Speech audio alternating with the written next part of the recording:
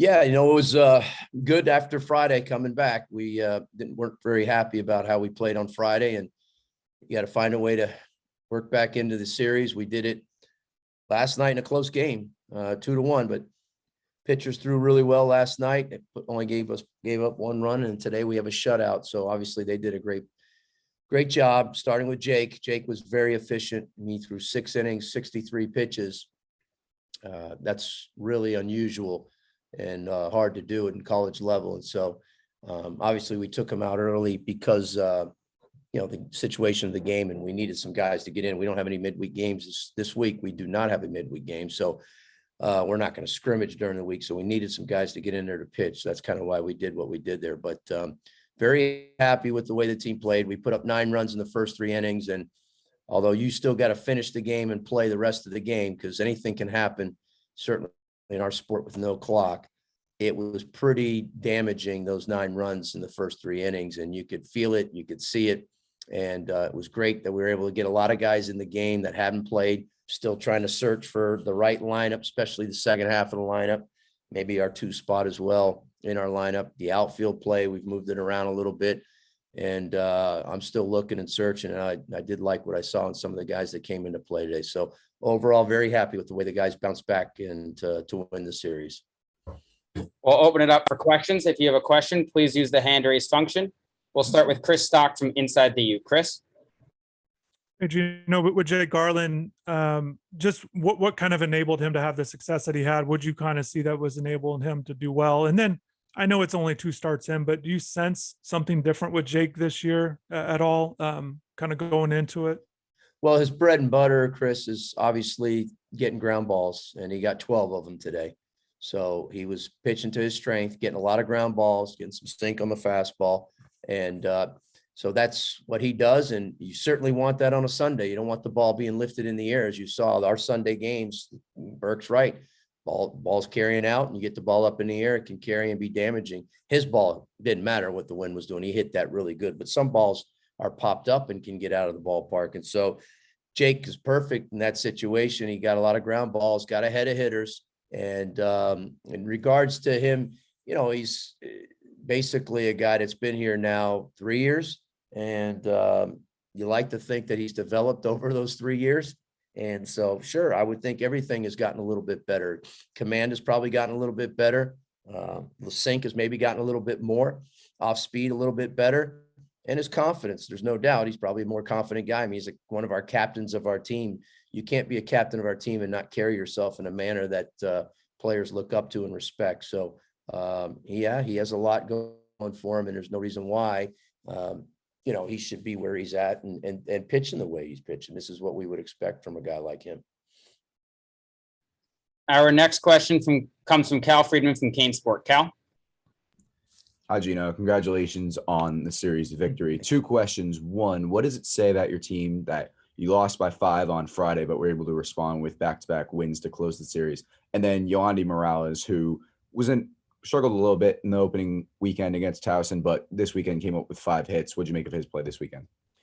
Well, it showed me the team was resilient. I mean, look, you're going to lose games. You're not going to go undefeated. We didn't happen to play. You don't want to play poorly, and we kind of did on Friday. Just didn't really put it together as a team, and so today we did. I think we played a pretty complete game, pitching, hitting, and defense. But you got to be able to come back. Baseball is a game where it's not. You don't have a week off like football. You don't have 3-4 days in between most of the time, especially on weekend series. You better turn the page real quick. You lose that first game, you got to find a way to win the next game and even it up and have a chance to win the series. And so that happens. There's different ways of winning series, and we win about it maybe the hard way, because losing that first one is tough. There's no doubt, but you've got to forget. You've got to turn the page. You got to stay in the moment.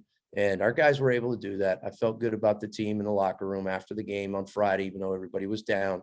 We had to turn the page, and we talked about it, and get ready for the biggest game of the year is the next game. And they did a good job with that. In regards to Yo-Yo, I don't know what Towson weekend, I'm not sure, what he hit, but I mean, I have no reservations, no concerns, I just have a lot of confidence in that kid. He's one of the more, they come around every so often, players not just talented players, but confident players. Yo-Yo's one of the more confident players I've coached here, and I've been here a long time. I could probably count on one hand those guys, and he probably is on that hand. He's just an extremely confident kid. I'm never worry about him. And I do that because he doesn't worry about it. And whatever he did over the 1,000 series, I don't have the stats in front of me. I mean, there's no concern there. He's our third hole hitter, and he always will be as long as he's here, unless something crazy happens. Are there any other questions for Gino? We'll go back to Chris Stock from Inside the U. Chris? Gino, just curious what Jacob Burke has been able to give you guys this season, and, obviously big one today, but just in general, what he's been able to give you guys. It's been great. He's been great. He didn't have a great fall, and he was a little better early in the spring before we started, but I was a little concerned because we knew bringing him in, he's a very athletic guy. He's probably one of our better athletes on the team. He does a lot of things. He can defend, he can throw. Made a play in left field, the ball off the wall in left center. He threw that ball to third base, throw the runner out. It was unbelievable. He can run, he can hit, and he's got power. So he has all the tools. The pro guys, I'm sure, love watching him play. It's a big get for us. Great job by Coach Lopes and all our guys recruiting, getting him through the portal, because he's a dynamic player. He's an exciting player. He's probably one of the toughest kids on our team. And he's not going to back down from any challenges, which I love. He's kind of an old school Miami player.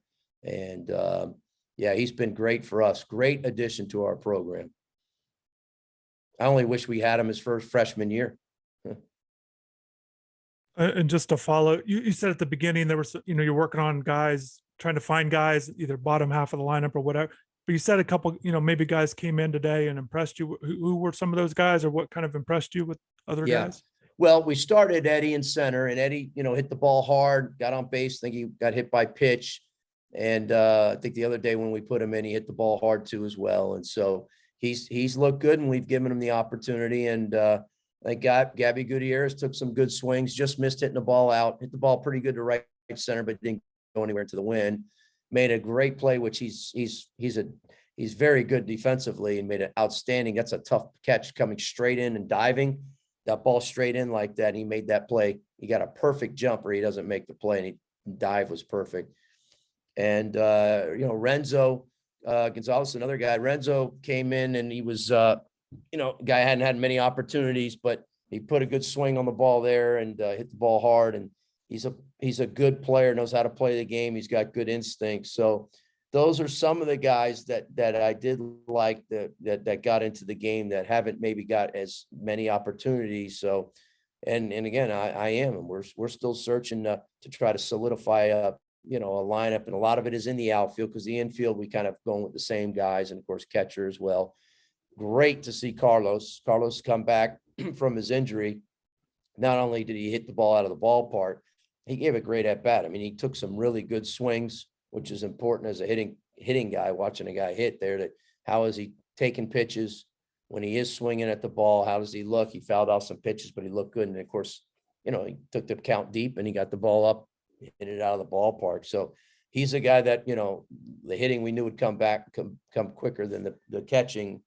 And so he definitely is a guy that we counted on hitting in the middle of our lineup before he got hurt. So I would expect him to be, possibly this coming weekend somewhere, in an important part of our lineup. We want him in the lineup if he's okay, which he was fine. He was obviously fine hitting the home run. So he's fine right now. A guy Ariel Garcia, we haven't seen him. Just, is he okay? Yeah. Ariel. Yeah, he's okay. Yeah. And just looking at, you touched on no midweek games. It's interesting leading into the UF series. Just your initial early thoughts on that one. And Gino, have you decided on your starting rotation? Are you staying with your three guys? I only ask because Alejandro struggled. No, we haven't, Chris. We haven't decided on a rotation yet, so I can't announce that yet. JD and I will talk about it. But it's an interesting week. Like I said earlier, we don't have a midweek game, so I think everybody in the country will have a midweek game, but we don't. So we got to make sure we do everything we can to prepare. It does give us extra time to prepare for Florida and not worry about a midweek opponent. So that's a good thing. But you like to play too. So yeah, it kind of can weigh it both ways, I guess. But I don't know much about Florida in terms of, because I haven't watched them. We have focused on the teams we're playing. Our coaches will be in the office watching a lot of video starting tomorrow on Florida. We do know a lot about them in terms of a lot of their players back from last year. They got some new guys too as well, but we'll be ready and make sure we have a good scouting report for our players and be ready to go on Friday. But yeah, I can't tell you a whole lot about them right now. I haven't really paid attention to them. Our next question comes from Wyatt Kopelman. Wyatt? Coach, congratulations on the win. At one point today, 14 consecutive batters retired. How much credit do you give not only to Jake, but also to the bullpen as well as the defense that continue to make some solid plays infield and outfield across this lineup for Harvard? Well, yeah, it starts with the pitch and it starts with Jake. He was very efficient, pitch to contact, got a lot of ground balls. I think at one point, Jake got retired, maybe 11 batters he faced, his last 11 batters. And then Dubberly came, and that's probably where you got your 14 in a row. Dubberly, I think, went 3 up, 3 down, if I'm not mistaken. So I could be wrong there, but I think that's the 14 in a row. Dubberly threw great, threw his slider and changeup, was very effective. And, they're a fastball hitting team, kind of a free swinging team. So the off speed was really good there. And, all the guys that came in, Matt struggled a little bit at a few walks there, but, he's a guy that we're going to count on, certainly late part of the game with lefties, because he's got a lot of good stuff. And good to get Torres in. And of course, JP looked good. So all the pitchers look good. They threw well and very efficient. Like I said, starting with Jake, though, 6 innings, 63 pitches. He could have thrown a complete game if we wanted to. If we needed him to, he could have thrown a complete game. He was certainly on pace to do that. But, we wanted to get guys in, get some work.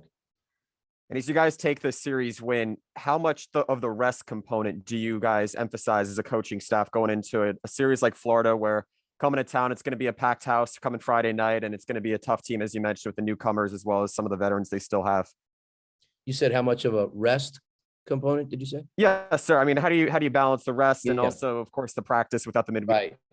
Well, that's a good question. You don't have to do that. So normally we play a Wednesday game. Our Tuesday practice won't change. It'll be a very similar practice where we do try to cover some things. We do things on Tuesdays the same always. We'll keep that routine.